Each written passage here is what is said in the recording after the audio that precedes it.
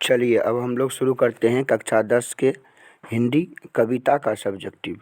पहला क्वेश्चन, पहला चैप्टर, राम नाम बिनु बिरथे जगी जन्मा। पहला क्वेश्चन है, कवि किसके बिना जगत में यह जन्म व्यर्थ मानता है। उत्तर होगा, कवि राम नाम के बिना इस संसार में जन्म लेना व्यर्थ मानता है। दूसरा क्वेश्चन, कवि वाणी कब विष के समान हो जाती है। वाणी राम नाम के बिना विष के समान हो जाती है। तीसरा क्वेश्चन, नाम कीर्तन के आगे कवि किन किन कर्मों की व्यर्थता सिद्ध करता है। उत्तर, नाम कीर्तन, कवि नाम कीर्तन के आगे पुस्तक पाठ, व्याकरण का बखान, दंड, कमंडल, शिखा, जनेऊ तथा तीर्थ यात्रा करने आदि कर्मों को व्यर्थ मानता है। चौथा, हरिरस से कवि का क्या अभिप्राय है। उत्तर, हरिरस का अर्थ गुरु मंत्र से लिया गया है। हरिरस के माध्यम से कवि ईश्वर की प्राप्ति का मार्ग और ईश्वर की प्राप्ति की बात करता है। पाँचवां क्वेश्चन, कवि के दृष्टि में ब्रह्मा का निवास कहाँ होता है।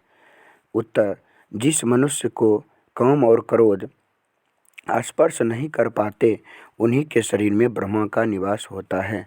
छठा क्वेश्चन, कि गुरु की कृपा से किस युक्ति की पहचान हो पाती है। उत्तर, गुरु की कृपा से गुरु की कृपा जिस मनुष्य पर होती है उन्हें यह संसार पीछा नहीं कर पाते हैं। गुरु की कृपा से ईश्वर की युक्ति की पहचान हो पाती है। दूसरा चैप्टर, प्रेम आयनी श्री राधिका। पहला क्वेश्चन, कि कवि ने माली मालिन किन्हें और क्यों कहा है। कवि ने प्रेम वाटिका के माली श्री कृष्ण को तथा मालिन राधा को कहा है, क्योंकि कवि प्रेम के प्रति कृष्ण और राधा के युगल रूप को देखा है। दूसरा क्वेश्चन, द्वितीय दोहे का काव्य सौंदर्य स्पष्ट कीजिए। तो उत्तर, कवि ब्रजभूमि के प्रति अपना सर्वस्व न्यौछावर कर देना चाहता है। इस दोहा में कवि ने ब्रजभूमि के प्रति अपना हार्दिक प्रेम प्रकट किया है। तीसरा क्वेश्चन, कृष्ण को चोर क्यों कहा जाता है, कवि का अभिप्राय स्पष्ट कीजिए। कवि ने कृष्ण और राधा के युगल रूप को देखा है, तब से उसका मन उस पर लग गया है। कवि को ऐसा लगता है कि श्री कृष्ण ने मेरे मन के माणिक को चुरा लिया है, इसलिए कवि ने कृष्ण को चोर कहा है। चौथा क्वेश्चन है, कवि ने स्वयं को बेमन क्यों कहा है। कवि रसखान का मन कृष्ण की भक्ति में लग गया है। अब उसको लगता है कि मेरे मन के माणिक को चुरा लिया है, इसीलिए कवि ने स्वयं को बेमन कहा है। तीसरा चैप्टर, अति सुधो स्नेह को मार्ग है। पहला क्वेश्चन, कवि प्रेम मार्ग को अति सुधो क्यों कहता है। उत्तर, कवि प्रेम की भावना को अमृत के समान पवित्र एवं मधुर बताते हैं, क्योंकि प्रेम मार्ग पर चलना आसान है, परंतु इस मार्ग में छल कपट नहीं होते, इसलिए कवि ने प्रेम मार्ग को अति सुधो कहा है।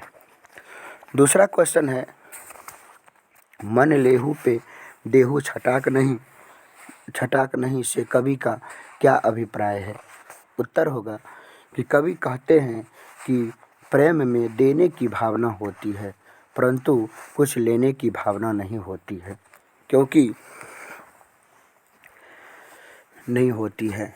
क्योंकि प्रेम की कोई कीमत नहीं दी जा सकती है। तीसरा क्वेश्चन है, घनानंद का द्वितीय छंद किसे संबोधित है और क्यों। उत्तर, घनानंद का द्वितीय छंद बादल को संबोधित है, क्योंकि बादल विरह की वेदना को अभिव्यक्त करता है। चौथा क्वेश्चन है, परहित के लिए देह को कौन धारण करता है। उत्तर, परहित के लिए देह बादल धारण करता है। बादल घनानंद के विरह के आंसू को अमृत की वर्षा कर जीवन देता है। पांचवा क्वेश्चन है, कवि कहाँ अपने आंसुओं को पहुँचाना चाहता है और क्यों? तो उत्तर है, कवि अपने आंसुओं को सुजान के आंगन में पहुँचाना चाहता है क्योंकि सुजान के याद में आंसू बहाते हैं, आंसू की वर्षा करके सुजान को याद करते हैं। चौथा चैप्टर है स्वदेशी। पहला क्वेश्चन, कवि को भारत में भारतीयता क्यों नहीं दिखाई पड़ता है? उत्तर, क्योंकि भारत में सभी प्रकार के वस्तु और मनुष्य विदेशी हो गए हैं। नगर और बाजारों में विदेशी वस्तु भरा हुआ है, यहाँ तक कि भाषा भी अंग्रेजी बोलने लगे हैं।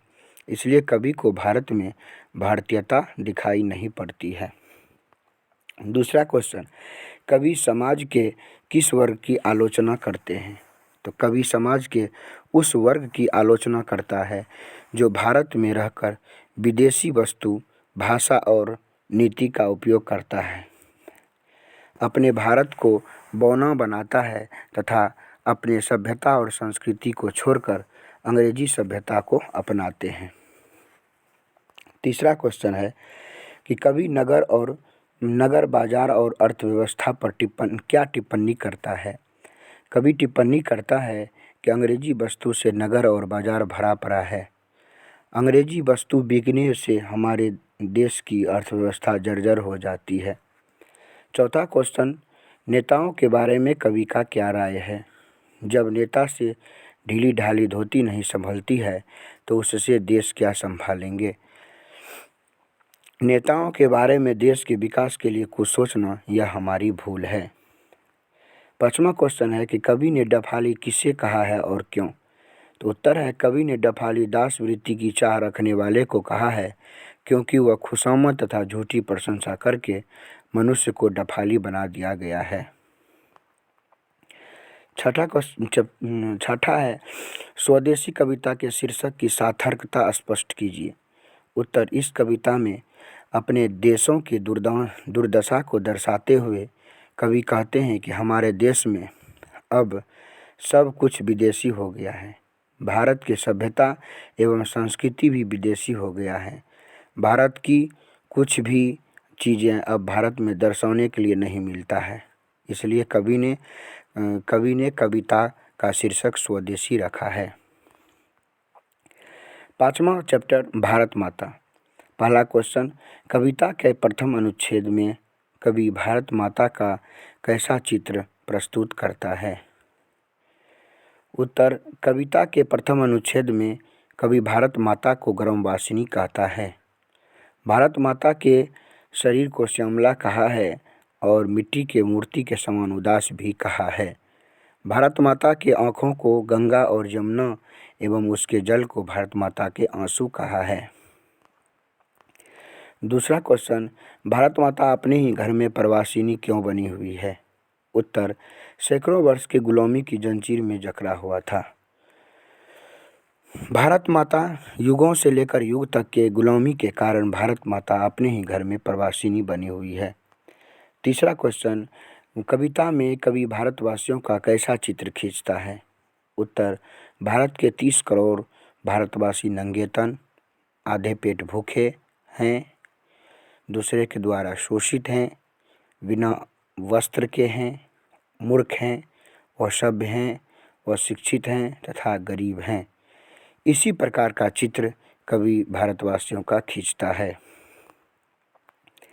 चौथा है, भारत माता का हास्य भी राहुग्रसित क्यों दिखाई पड़ता है? उत्तर, अंग्रेजों के द्वारा शोषित भारत पर अन्याय और अत्याचार किया जाता था। भारत माता के सोने जैसे फसल को अंग्रेजों द्वारा रौंद देता था। फिर भी भारत माँ धरती के समान सहनशील बनी थी, जिसके कारण उसकी हंसी जो थी वह फीकी पड़ गई थी। अतः ऐसा लगता था कि भारत माता की हास्य राहुग्रसित है। पांचवा क्वेश्चन है, कवि भारत माता को गीता प्रकाशनी मानकर भी ज्ञानमूढ़ क्यों कहता है? उत्तर है कि भारत के ऋषि मुनि साधु संत और विद्वानों ने आज से ही नहीं बल्कि प्राचीन काल से ही पूरे विश्व को ज्ञान देते आ रहा है। पुराने ऋषि मुनियों ने रामायण, महाभारत तथा गीता की रचना करके ज्ञान की प्रकाश फैलाया है। फिर भी परतंत्र भारत की ऐसी दशा है कि वह ज्ञानवान होकर भी मूर्ख बनी हुई है। छठा क्वेश्चन है कि कवि के दृष्टि में आज भारत माता का तप संयम क्यों सफल है। उत्तर होगा कि क्योंकि भारत माता ने अपने सपूतों को अहिंसा रूपी दूध पिलाकर बलवान और वीर बना दिया है। वही बलवान और वीर सपूतों ने भारत माता को आज़ादी दिला दी, जिसके कारण भारत माता का तपस्या आज सफल हो गया। छठा चैप्टर जनतंत्र का जन्म। पहला क्वेश्चन, कवि के दृष्टि में समय के रथ का घर घर नाद क्या है। उत्तर, कवि के दृष्टि में समय का घर घर नाद का अर्थ है जनता की पुकार। समय की पुकार है कि सिंहासन पर राजा नहीं बल्कि प्रजा राज करेगी। कविता के आरंभ में कवि जनता का वर्णन किस रूप में करता है। कविता के आरंभ में कवि जनता को मिट्टी के समान कहा है, जारे एवं पाले की कसक सहने वाली है, अपने मुंह को खोलकर किसी को दर्द नहीं बताती है, जनता सचमुच में बहुत बड़ी वेदना को सहती है।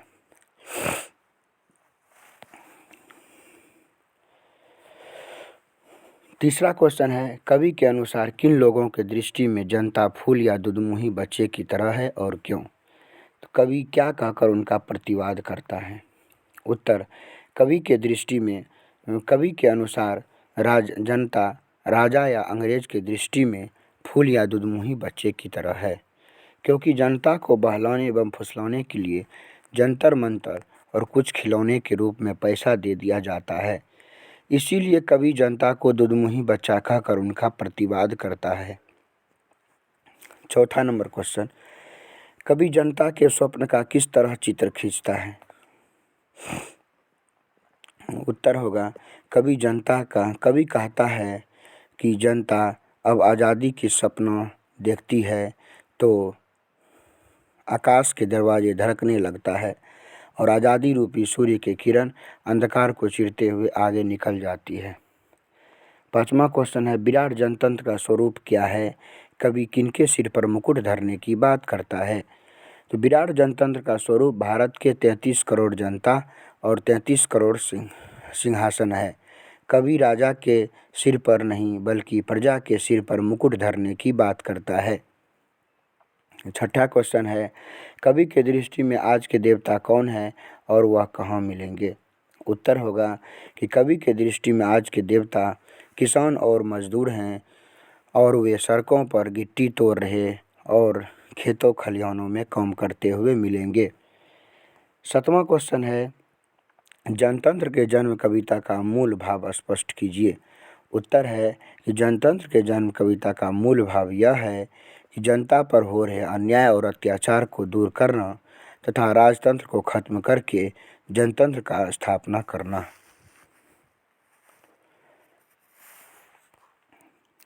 सातवां चैप्टर, हिरोशिमा।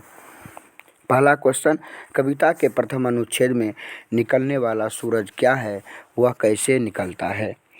कविता के प्रथम अनुच्छेद में निकलने वाला सूरज अणुबम है।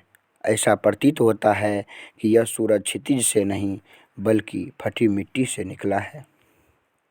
दूसरा क्वेश्चन है, छायाएं दिशाहीन सब ओर क्यों पड़ी है, स्पष्ट करें।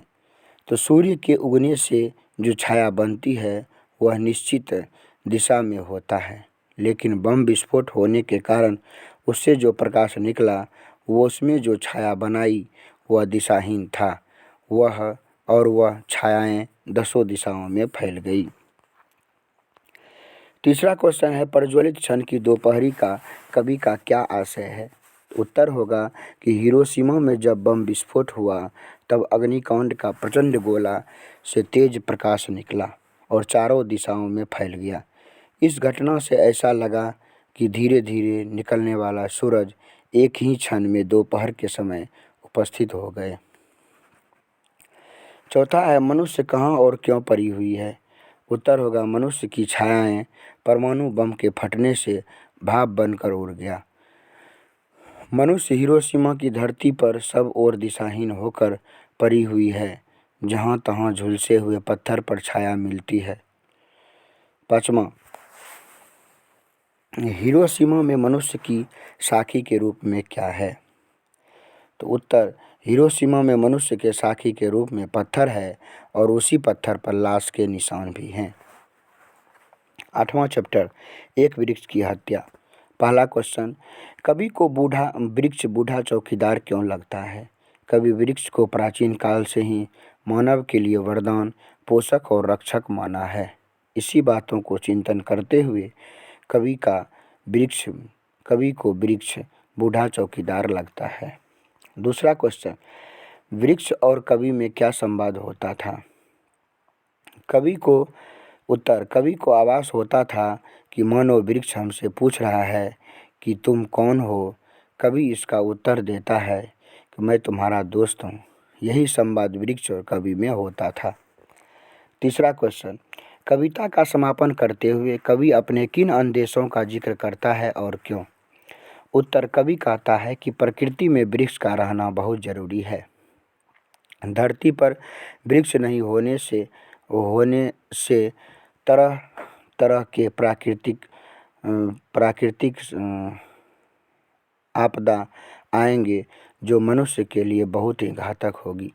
कवि को अंदेशा है कि आज पर्यावरण हमारी प्राचीन सभ्यता मानवता तक के जानी दुश्मन हमारे समाज में है। चौथा क्वेश्चन है कि घर, शहर और देश के बाद कवि किन चीज़ों को बचाने की बात करता है और क्यों? उत्तर, घर, शहर और देश के बाद कवि नदियों, हवा, जंगल और मनुष्य को बचाने की बात करता है, क्योंकि इससे मनुष्य किसी के स्वास्थ्य की रक्षा होती है। 5वां क्वेश्चन, एक वृक्ष की हत्या कविता विश्व के किस समस्या की उजागर करती है? उत्तर, एक वृक्ष की हत्या कविता संसार की पर्यावरण समस्या को उजागर करती है। वन विनाश के कारण पर्यावरण दूषित हो रहा है, जो मनुष्य के विनाश का कारण बन सकता है। 9वां नंबर क्वेश्चन है हमारी नींद। 9वां नंबर चैप्टर, हमारी नींद। पहला क्वेश्चन, कविता के प्रथम अनुच्छेद में कवि एक बिंब की रचना करता है, उसे स्पष्ट कीजिए।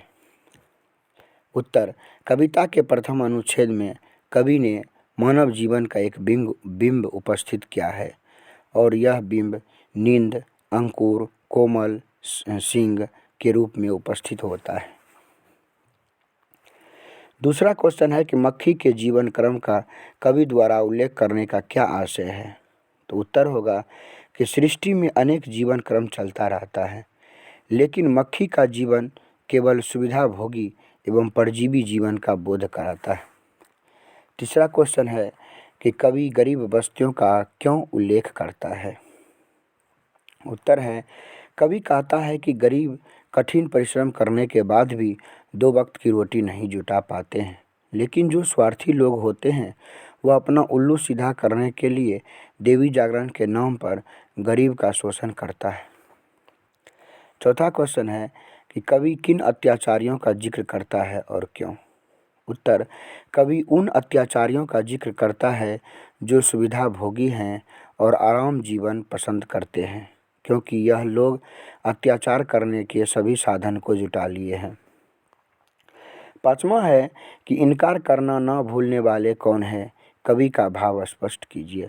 उत्तर होगा कि हमारे समाज में कुछ ऐसे ही हठधर्मी लोग हैं जो अत्याचारियों की बात मानकर झूठ और गलती कर देते हैं, लेकिन अपनी गलती को स्वीकार करने से साफ इनकार कर लेते हैं। 10वां चैप्टर, अक्षर ज्ञान। पहला क्वेश्चन है कि अक्षर ज्ञान कविता में क का विवरण कीजिए। उत्तर, क सीखने के लिए बच्चे को कबूतर का चित्र दिखाया जाता है। बेटे का क अक्षर चौखट में नहीं अटता है। क सीखने के लिए बेटा जरा सा फुदक जाता है। कर्म पथ भी इसी प्रकार का फिसलन भरा हुआ रहता है। दूसरा क्वेश्चन, खालिश बेचैनी किसकी है? बेचैनी का क्या अभिप्राय है? उत्तर, खालिश बेचैनी खरगोश की है। बेटे क सीखने के बाद ख सीखने के लिए बेचैन हो जाते हैं। बेचैनी का अभिप्राय है आगे बढ़ने की लालसा, उत्साह एवं जिज्ञासा। तीसरा क्वेश्चन है बेटे के लिए अंगो क्या है और क्यों। उत्तर है कि बेटे के लिए अंगो उसको गोद में लेकर बैठने वाली उसकी माँ है, क्योंकि इसी अक्षर को सीखने के लिए बेटे के आंसू आ जाते हैं और इसी पर आकर वह थमक जाते हैं, जैसे कोई बालक माँ के गोद में आकर अस्थिर हो जाता है। चौथा क्वेश्चन बेटे के आंसू कब आते हैं और क्यों। उत्तर है बेटे के आंसू सीखने के क्रम में आते हैं, क्योंकि अंगो अक्षर कठिन होता है तथा अंगों को सीखने के लिए किसी भी चित्र का प्रयोग नहीं किया जाता है।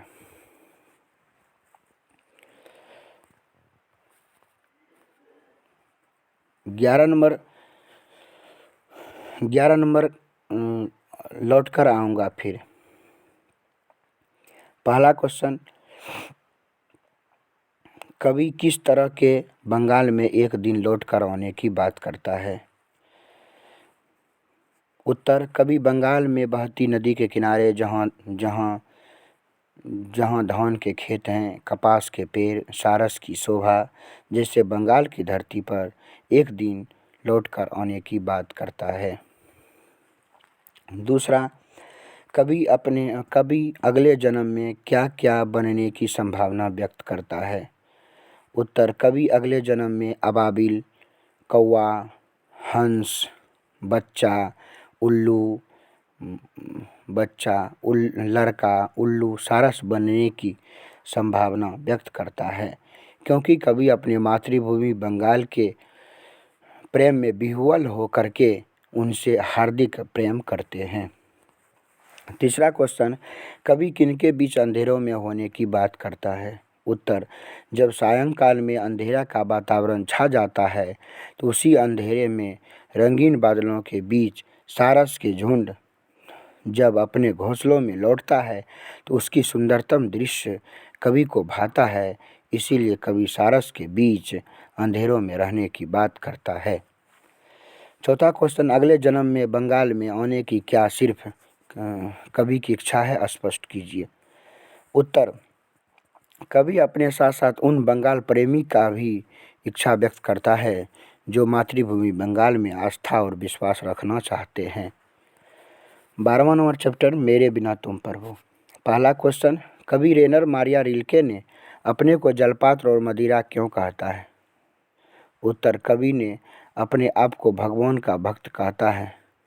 जलपात्र और मदिरा के कारण ही भगवान भक्त के निकट आते हैं, इसलिए कवि ने भगवान को बुलाने के लिए अपने आप को जलपात्र और मदिरा कहा है। दूसरा, कि शानदार लवादा किसका गिर जाएगा और क्यों।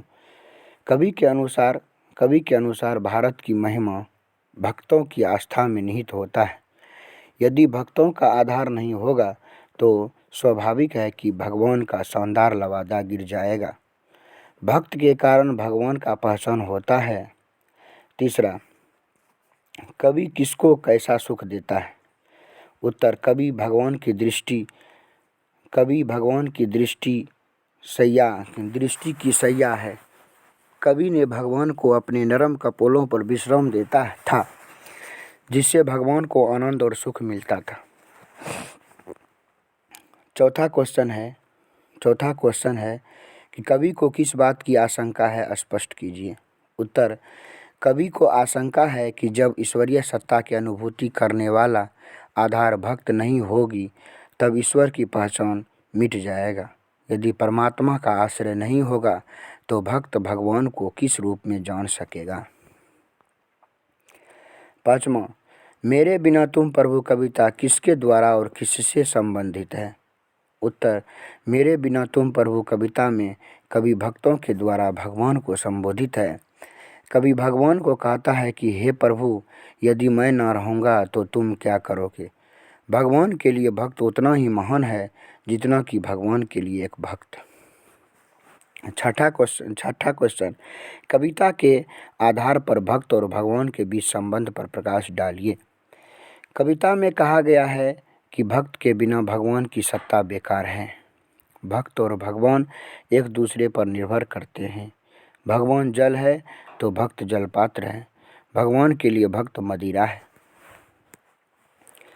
चलिए, ये आपका कविता का सब्जेक्ट ही ख़त्म हुआ। अब आपका शुरू होगा कक्षा 10 की वर्णिका, सेकेंड हिंदी का सब्जेक्टिव।